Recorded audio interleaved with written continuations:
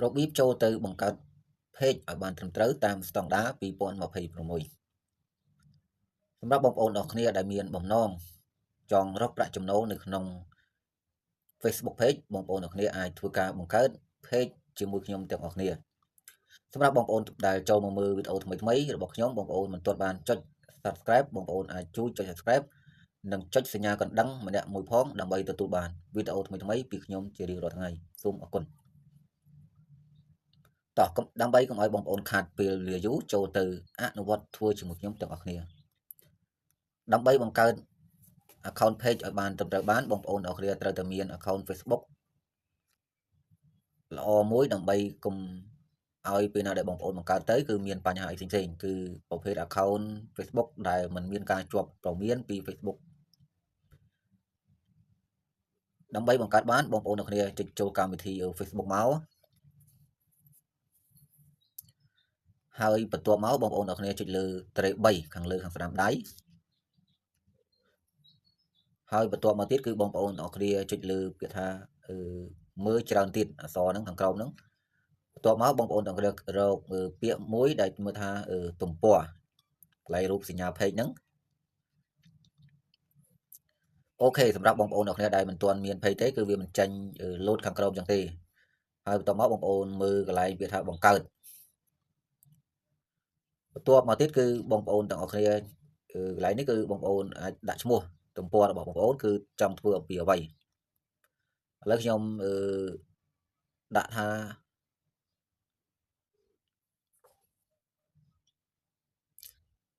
TV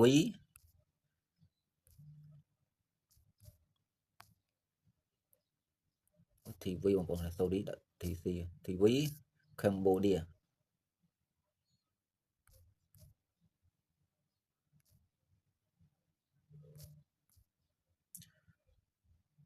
អូខេបន្ទាប់មកបងប្អូនគ្នាចុចពាក្យថាបន្ទាប់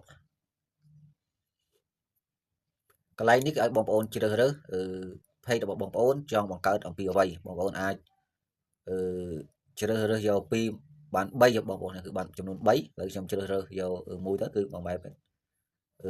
សុខភាពនិងសម្រស់ហើយបើមិនមាននៅក្នុងនោះទេបងប្អូនអាចស៊ូចកន្លែងនេះបានបងប្អូនកន្លែងនេះបងប្អូនគ្នាអាចស៊ូចកន្លែងហ្នឹងមកហើយសម្រាប់ខ្ញុំជ្រើសរើសរួចហើយបន្ទាប់មកខ្ញុំចុចពាក្យថាបង្កើតតែម្ដងវាកំពុងតែធ្វើដំណើរនាំបងប្អូនគ្នាទៅមុខទៀតបន្ទាប់មកកន្លែងនេះបងប្អូនអាចបន្ថែមជីវប្រវត្តិរបស់បងប្អូនដាក់អ្វីក៏បានដែរបងប្អូនគ្នាគឺ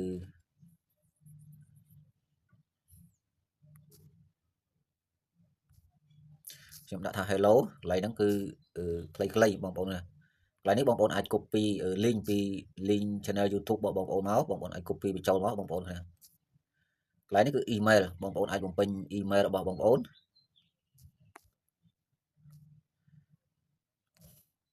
កន្លែងនេះគឺលេខទូរស័ព្ទបងប្អូនអាចដាក់លេខកូដប្រទេសផងបងប្អូនគ្នា855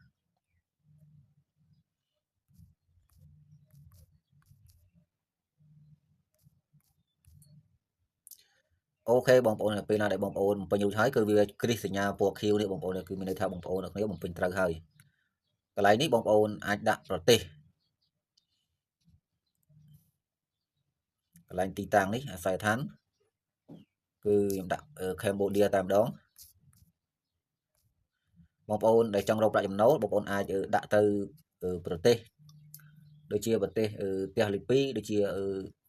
USA ដូចជាកូរ៉េជប៉ុនអីប្រទេសណាដែលមានសិទ្ធបងប្អូនអាចដាក់ទីតាំងនៅប្រទេសនោះបាន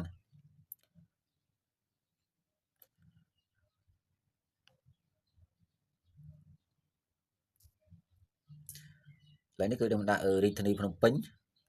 Tweet code គឺ12000បងប្អូនគ្នា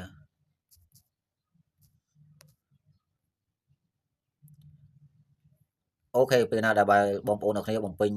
ចប់សពគ្រប់ហើយបងប្អូនគ្នាចុចពាក្យថាបន្ទាប់មកកន្លែងនេះគឺបងប្អូនគ្នាអាចដាក់រូប profile មក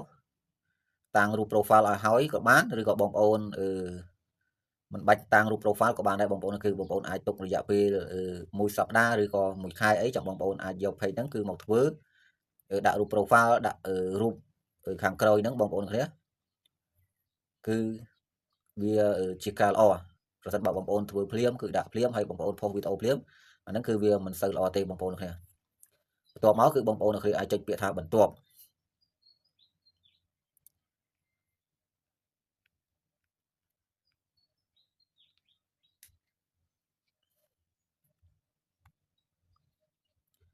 អូខេពេលណាដែលបងប្អូនចុចពាក្យថាបន្ទាប់ហើយកន្លែងនេះបងប្អូនអាចthíchយក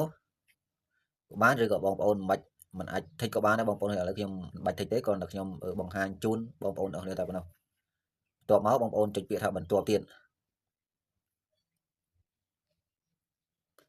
មកដល់ចំណុចនេះគឺបងប្អូនទាំងអស់គ្នាចុចពាក្យថារួចរាល់មក